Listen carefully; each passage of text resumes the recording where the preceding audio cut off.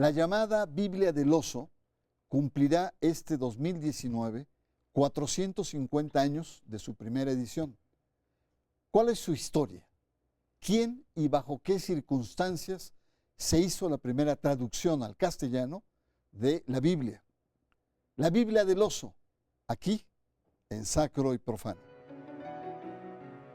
La Biblia del Oso es la primera traducción del libro sagrado del cristianismo al castellano. Se le conoce así por su portada original, un oso que se estira para alcanzar un panal de miel. La importancia radica en que esta Biblia buscaba acercar la religión a la gente del común. En el siglo XVI, los textos sagrados eran controlados únicamente por los sectores de las estructuras religiosas. La traducción la realizó Casiodoro de Reina y se publicó en el año 1569 en Basilea, alcanzando un tiraje de más de 2.500 ejemplares. La Biblia del Oso nos remite a un hecho trascendental en la historia de Occidente. Se trata de la fractura que se dio en el seno de la Iglesia cristiana a comienzos del siglo XVI, motivada por varios movimientos protestantes. Parte importante de la reforma de Lutero fue por permitir que el pueblo tuviera acceso a los textos bíblicos. La Biblia del Oso fue uno de los libros prohibidos por la Inquisición. Buenas noches. Hoy abordamos una fascinante historia en torno a la primera traducción de la Biblia al castellano. Nos vamos a remontar al corazón de la Reforma Protestante, a la temible Inquisición española, en torno a la llamada Biblia del Oso. Y agradezco la presencia de Cristian Gómez, muchas gracias por estar acá. Carlos Martínez, compañero mío en la jornada, mucho gusto, un placer tenerte acá. Y la primera pregunta, Cristian, es, ¿qué es la Biblia del Oso? Y además, ¿qué nombre? Biblia del Oso. Claro, el nombre no es propiamente el título es la Biblia, que es los sacros libros del Antiguo y Nuevo Testamentos, Ajá. y es la primera traducción completa de la Biblia al español, que sería el libro más leído, más vendido, más perseguido, y que se hace fuera de España, en la medida en que en España ya predomina la contrarreforma y no puede traducirse la Biblia ni distribuirse en el idioma del pueblo. Entonces, una Biblia que se hace fuera de España, sin embargo, siguiendo el orden católico de la Vulgata, siguiendo también la inclusión de los libros deuterocanónicos, porque está destinada, está pensada para la nación española y podríamos decir incluso para América. Esa es la intención del traductor. Pero el nombre se debe a que la portada, en esa primera edición, tiene un grabado, un emblema tipográfico, donde un oso está de pie frente a un árbol tratando de comer la miel de un panal. Uh-huh. Hay muchas interpretaciones de la imagen, pero creo yo que el árbol, como un poco el escudo de Madrid, representa a España, pero este árbol de la Biblia está truncado. Y hay un mazo que lo golpea, como la Contrarreforma. Paradójicamente, del interior de España sale el esfuerzo de traducción de la Biblia, que es la miel, recordándonos un salmo que dice: más dulces son a mi paladar tus palabras que la miel a mi boca. El oso es el cristiano que quiere deleitarse en la miel. Por ahí se ven algunas abejitas volando, que son los traductores y su trabajo incansable, algunas arañas y obstáculos para poderla traducir. Y a este escudo, que había sido de un editor que se apellidaba Piarius, pero que se usó no siendo él el editor, sino para despistar a la Inquisición, se le añade al pie un libro abierto que es la Biblia con el nombre divino sobre la hierba, haciendo el contraste entre la fugacidad de la flor y de la hierba que se marchita en un día y las palabras del profeta Isaías que dice: mas la palabra del Dios nuestro permanece para siempre. Muy bien, pues muy, muy completo, Carlos. Cuéntanos del autor, Casiodoro de Reina, y el contexto en el cual escribe esta Es muy Biblia del Oso. importante, Bernardo, el contexto. Pero en primer lugar, el autor.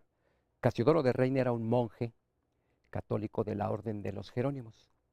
Junto con otros monjes en las cercanías de Sevilla, empezó un proceso de transformación, de entendimiento de lo religioso a partir de distintas vertientes, distintas influencias, entre ellas literaria. Les llegan varios libros de autores protestantes, a la vez que en otras partes de Sevilla por otras vías, también predicadores, dijéramos, que ya están rompiendo con la Iglesia Católica, aunque formalmente siendo católicos.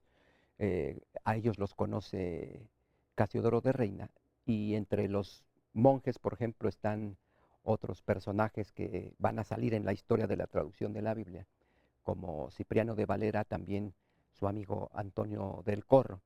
Y este lugar del monasterio cercano a Sevilla, en Santiponce, que era, como dije, de la Orden de los Jerónimos, que por otro lado San Jerónimo entre el siglo IV, finales, principios del siglo V, había sido el traductor de la Biblia al latín. Mira.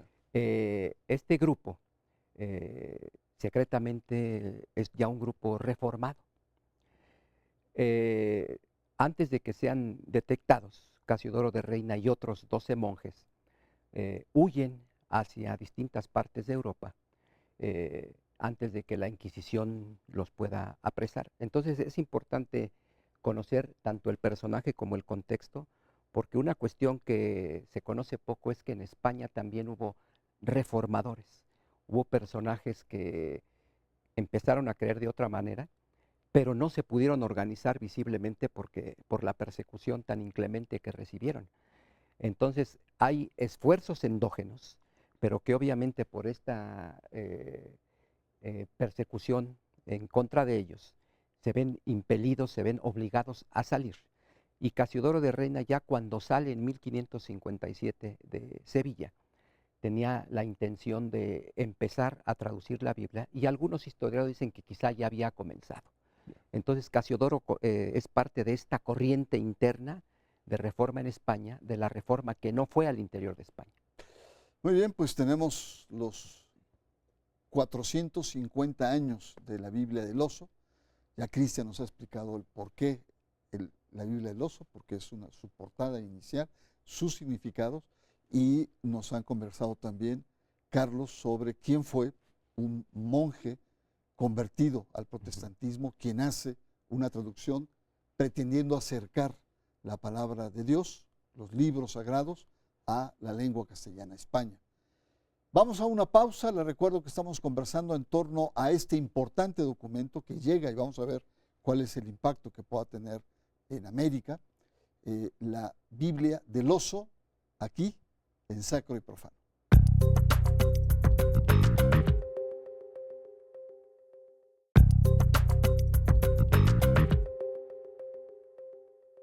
La Biblia del Oso, aquí en Sacro y Profano, la Biblia, la primera traducción al castellano, su historia, cómo llega, cuáles son sus características. Y Cristian, te preguntaría los detalles técnicos de la traducción. ¿Qué es lo que utiliza Reina? ¿De qué texto se basa? ¿De qué idioma los traduce? ¿Qué, podemos decir, certitud de pureza, por así decirlo, en el linaje de las palabras podemos encontrar en esta traducción? Bueno, esta traducción no hubiera sido posible sin antecedentes muy importantes como el alumbradismo de los judeoconversos. ¿Alumbradismo? Sí, de los que decir? querían una religión interior, Ajá. una luz interior, Ajá. al estilo de la imitación de Cristo. Ya. Por otro lado, el humanismo, que nos llevaba a reconsiderar el valor de las fuentes antiguas, el griego, el latín, el hebreo.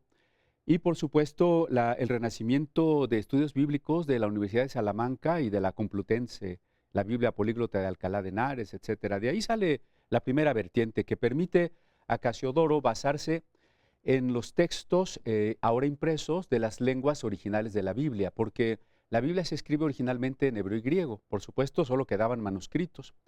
Pero ya para ese entonces había una edición del texto hebreo del Antiguo Testamento, conocida como texto masorético o tradicional, en la que Casiodoro se basa para traducir el Antiguo. Del Nuevo Testamento, Erasmo de Róterdam acababa de hacer una publicación, ya impresa también, comparando varios manuscritos del texto griego del Nuevo Testamento que usa Casiodoro para poder basarse. Pero además de basarse en estas dos lenguas originales, él usa la Vulgata, porque es la Biblia que el clero tiene en todo el mundo en ese momento. Pero por supuesto que ¿En qué lengua está? la Vulgata latina estaba en latín desde San Jerónimo en el Ya. siglo IV, pero como se había copiado ya durante siglos, tenía sus detalles. Entonces Casiodoro tiene que consultar también una nueva traducción latina de Sante Spagnini, y también 2 Nuevos Testamentos que ya se habían intentado en español, de Francisco de Encinas y de Juan Pérez de Pineda. Ya. Desde luego estamos en plena Edad Media casi, ¿no? Estamos en los albores de la modernidad. Ujú. Los recursos no eran, pero sin embargo se ve que hubo un trabajo de investigación fuerte ahí. Ahora, ¿por qué traducirla al español, Carlos? ¿Cuál era el objetivo de traducir un texto que se manejaba en latín? Que además, hay que decirlo, no era un texto para el conjunto de los fieles, sino más bien es bajo el espíritu de la Reforma que se hacen este tipo de traducciones. Pero en español, ¿por qué en castellano? Porque Casiodoro pertenece a esa corriente, a esa ola de personajes reformados que consideran central el conocimiento de la escritura en la lengua de los distintos pueblos. Habría que recordar que, por ejemplo, en otros idiomas, como el alemán, Lutero ya había publicado primero el Nuevo Testamento, después la Biblia. O sea, él había hecho la traducción también, ¿no? Sí, sí, Lutero empieza a Al hacer alemán. su traducción en 1521 del Nuevo Testamento y aparece publicada en 1522. Entonces, como todo creyente protestante, vamos a decirlo así, o evangélico, era parte central de democratizar, dijéramos, el conocimiento de la palabra de la Biblia en las lenguas de los distintos pueblos. En ese sentido, Casiodoro, junto con otros españoles que ya mencionó Cristian, se habían propuesto también hacer la misma tarea que en otras lenguas ya estaba realizada o estaba realizándose. Y en el mismo prólogo, en donde él escribe las justificaciones de por qué traducir la Biblia, él explica que uno de sus objetivos es que la gente por sí misma pueda acceder al conocimiento de la lectura bíblica y por lo tanto tener ciertas conclusiones respecto a creencias, cuestiones de fe. Entonces, en ese sentido, Casiodoro es un democratizador del conocimiento religioso que estaba contenido hasta antes en lenguas que muy pocos podían leer. Pero va contra las normas en ese momento de la iglesia, ¿no? Que era solamente una casta, era la que tenía la posesión, digamos, de la palabra de Dios, de la Biblia, ¿no? Sí, en el momento en el que Casiodoro está traduciendo la Biblia, pasan ya las prohibiciones. Habían sucedido, por ejemplo, el índice de libros prohibidos, después el índice que sale también por medio del Concilio de Trento y todo. Pero él de todos modos se arriesga creyendo que era posible obtener ciertos permisos, ciertos resquicios, inclusive en sus prólogos hace una interpretación un poco, dijéramos, a conveniencia de decretos que en la realidad eran prohibicionistas. Yeah. Pues una audacia por parte de este monje Jerónimo, ¿no? Ahora, este libro ha sido muy elogiado por el estilo. Tiene un estilo que es propio del siglo de las letras de oro españolas. Cuéntanos un poco, Cristian. Claro, tú lo has dicho, es el siglo de oro, el 16, porque también lo fue el 17, y la Biblia del Oso es obra cumbre de la literatura. Digo, aparte de su valor religioso, este gran valor de la belleza literaria en la manera en que Casiodoro se expresa, siguiendo la fidelidad de la lengua fuente al castellano, que es la lengua destino. Hay una gran fidelidad en el mensaje, pero también hay un ropaje literario bellísimo, una literalidad vestida de estética que ha influido las letras, aunque fue muy desconocida esta Biblia porque estuvo desaparecida por casi 300 años y prohibida por más de 400. Entonces fue unos 40 años anterior al Quijote, pero más desconocida. Pero la belleza literaria sigue siendo insuperable. Se puede hablar de revisiones exegéticas, actualizaciones del lenguaje hoy, pero su belleza estética sigue siendo insuperable. Yo recuerdo Monsiváis cómo elogiaba a esta Biblia por su belleza estética. ¿Cómo llega a América esta Biblia? ¿Cuándo llega? ¿Cuándo empieza a tener cierta relevancia? Bueno, es posible que hayan llegado algunos ejemplares de contrabando en la época de la colonia. No sabemos si fue así, es probable. Mucho de la investigación de los libros prohibidos y demás nos dirá si así fue o no, pero lo cierto es que hubo sabios mexicanos en el siglo XIX que se hicieron de algunos de estos ejemplares y algunos de estos pocos ejemplares, 3 o 4, pues están en distintas instituciones. Ya como tal, es hasta poco después de mediados del siglo XIX, porque fíjate que una cuestión, dijéramos, paradójica. El primero que distribuye Biblias en México, o antes que él hay alguien más, pero ya de una manera muy, que dijéramos, dándose a esa tarea en específico, es un personaje escocés llamado James Thomson, que era bautista. Llega a México en 1827 y está hasta 1830, pero la Biblia que él distribuye no es la traducción de Casiodoro de Reina, después revisada por Cipriano de Valera, sino es una Biblia de un traductor católico, Felipe Schio de San Miguel, porque las sociedades bíblicas, la Sociedad Bíblica Británica pensó que era mejor distribuir esa Biblia de un traductor católico. Entre por esa disposición y cierto desconocimiento de la traducción de Casiodoro de Reina. Pero ya la traducción de Casiodoro de Reina empieza a circular en México hacia 1860, 61, quizás 62. Habría que precisar bien el dato, pero es por esa época. Siglo XIX, entonces. Siglo XIX. Muy bien, vamos a hacer una pausa. Está fascinante la historia de este libro, 450 años. A mitad del 1500 es cuando en un contexto se hace la traducción de reforma, de contrarreforma, de espíritus, digamos, democratizadores, pero al mismo tiempo de ciertos peligros que representó, sobre todo en España, la Santa Inquisición. Vamos a una pausa, regresamos, estamos introduciéndonos a la Biblia del Oso aquí en Sacro y Profano.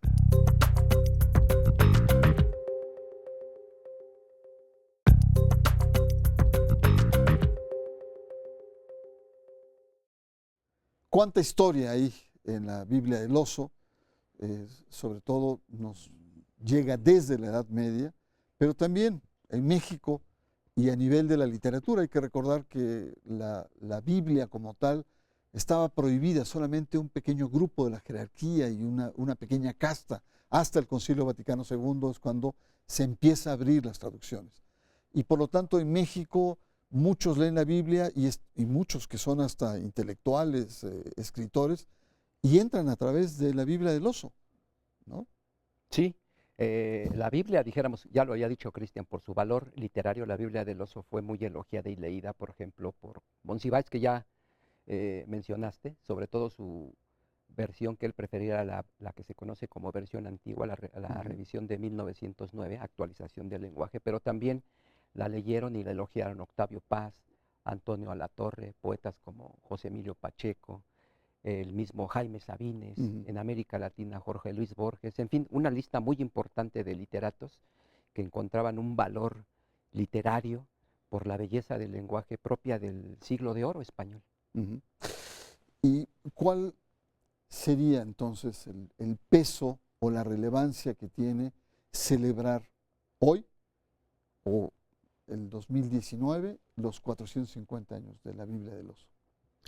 Bueno, primero habría que considerar que la lengua española, que está cumpliendo 1000 años, es la segunda con más nativohablantes en el mundo, casi 600 millones de personas, después del chino mandarín, el español. Entonces, a esta lengua tan mayoritaria llega el libro de los libros, que junto con la filosofía griega es el fundamento de toda la cultura occidental. Entonces se conjuntan dos grandes fiestas, ¿no? En nuestra lengua y el libro de los libros en nuestra lengua. Por supuesto que además la riqueza que tiene este libro en su sentido cultural, literario y también religioso debe ser considerada porque en estas prohibiciones que hace la Inquisición, que hacen las instituciones, se implica una censura a la imprenta, a la libertad de culto, a la libertad de pensamiento, y eso atrasa a los pueblos iberoamericanos en comparación con otros países. El que no hayamos podido pensar libremente, tener espíritu crítico, tener acceso a todos los libros, al libro fundante de la cultura occidental. Entonces creo que parte de la importancia es reivindicar una obra desconocida, porque el autor ni siquiera le puso su nombre para no obstaculizar su distribución. Y para protegerse también, me imagino. No, realmente ¿No? creo que no. Él vivió huyendo hasta el final de su vida, Yeah. porque la Inquisición era como la Interpol. estaba en todas partes, pero además lo perseguían también grupos protestantes como los calvinistas. Ya. Él vivió siempre perseguido, pero pues la idea es que hay que reivindicar una obra de gran trascendencia que estuvo escondida, porque solo así podríamos recuperar otra vez aquellos valores que necesitamos frente a una globalización demoledora, consumista.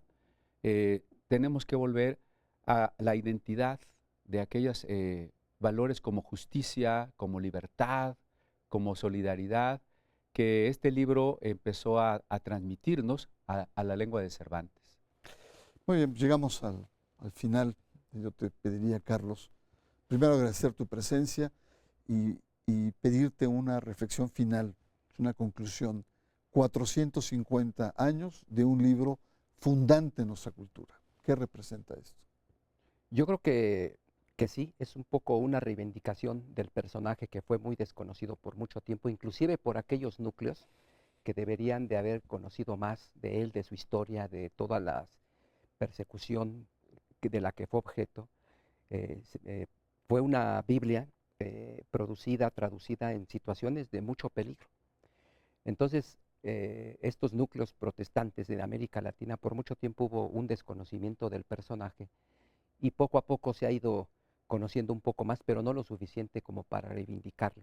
Por otro lado, sí, obviamente hacerle justicia al propio traductor, que su objetivo era dar a conocer un libro que contenía principios de fe y que la gente fuera capaz de descubrirlos por sí mismos, sin alguien que les estuviera dictando la conciencia. La otra, su valor literario y también que sea, como sea, filtrado, vamos a decirlo así, en una cultura que le negó su posibilidad de circular en México y en América Latina. Entonces, me parece que es celebrar que la permanencia de un libro por 400 años, 450 años no es cualquier cosa, es toda una gran, dijéramos, aventura literaria, cultural y obviamente también religiosa. Después de habernos escuchado, no me queda más que ganas de adquirir esta Biblia. Claro. Tengo varias traducciones, pero ¿cómo podemos acceder a esta Biblia? ¿Dónde está? ¿Dónde se vende, Cristian? Y aprovecho para tu último punto. Qué amable, gracias. Esta celebración que estamos pretendiendo iberoamericana, y queremos incluir academias de la lengua, emisión de timbres postales conmemorativos, etcétera, quisiera despertar el interés en todas las personas de leer el texto, ya sea por su valor cultural, religioso, literario, histórico. Y bueno, en el Museo de la Biblia vamos a estar ofreciendo facsímiles conmemorativos, es decir, una copia idéntica, aunque de edición reciente, pero idéntica, la misma lengua, la misma tipografía, la misma portada, todo igualito para que usted lo pueda tener en sus manos y leer y saborear aquel idioma de hace 450 años. Cristian, pues muchas gracias por estar acá en Sacro y Profano.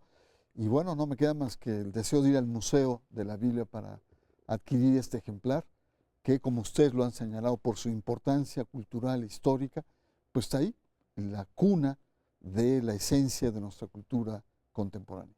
Muchas gracias y por supuesto a usted le emplazo para que nos encontremos la próxima semana aquí en Sacro y Profano.